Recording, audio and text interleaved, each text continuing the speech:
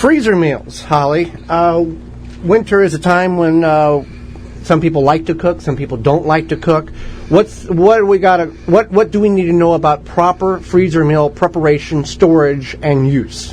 Sure. So freezer meals are a way to, especially if you're busy, you're working, and maybe you have children, you take them to different activities, or yourself, maybe you go to the gym or something after And this work. is not just a winter thing. No, you could do this year-round.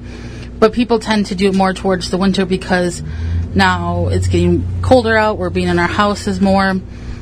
And maybe you're not as busy on the weekends. You could freeze your meal or meal prep like on a Sunday afternoon. Okay. What do we need to know? What are some mistakes that people make in the freezer meal preparation agenda here? So you want to use proper freezer bags. Not the El Cheapo ones you got on sale. Right. Okay. So they should say freezer bag on them versus just like a storage bag. They're going to be made of a little bit thicker plastic, and they're going to become more effective in keeping out the what's it called? The frost. Yeah, the freezer burn. Freezer burn. Yeah. So that's one thing is you use proper freezer bags. You don't have to invest in like a vacuum sealer or anything like that. You can just use freezer bags. That's fine. You want to also make sure you plan ahead for space in your freezer. I'm going to make this freezer meal, but my freezer is full of XYZ. Well, that's not good.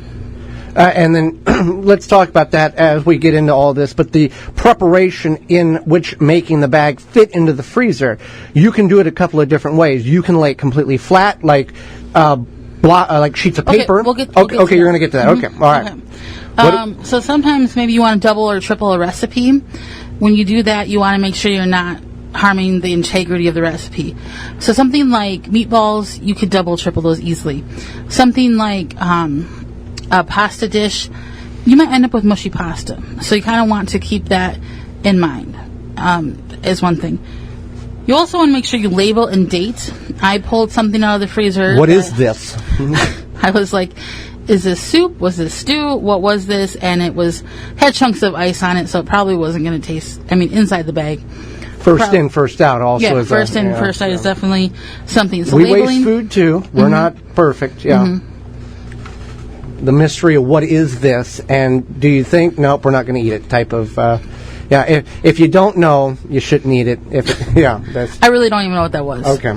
Anyway, you want to also think about how you're going to eat that meal. So you could do like a whole meal in a freezer bag or in a freezer meal, or you could do like a portion of meal, like I mentioned, meatballs.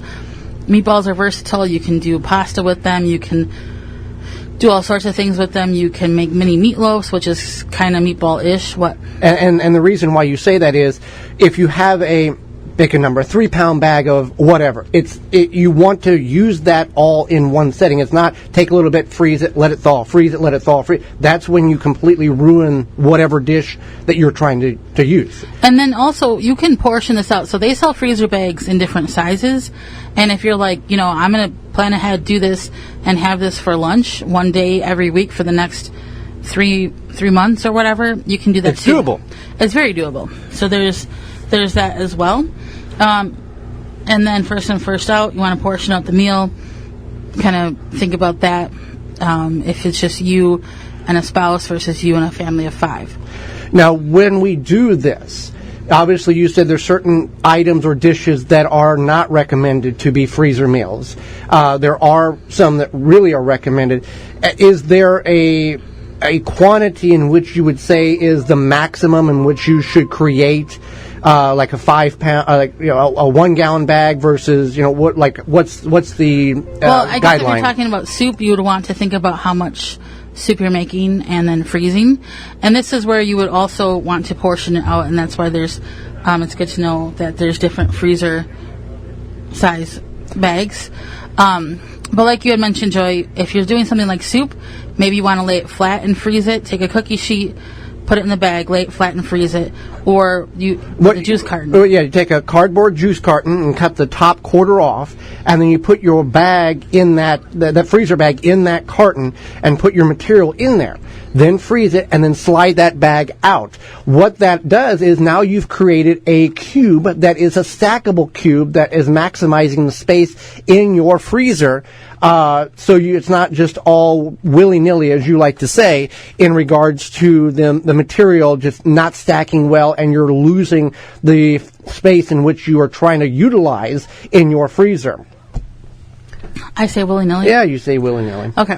But that is one thing to keep in mind, is that whatever you're freezing, if it's liquid or mostly liquid, it's going to freeze to be whatever shape it's in.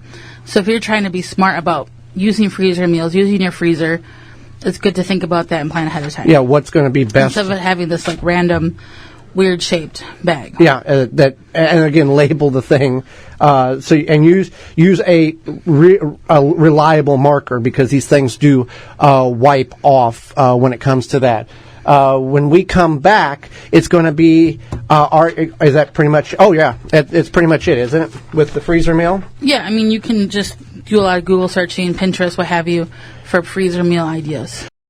For more information, please visit thewisconsinvegetablegardener.com.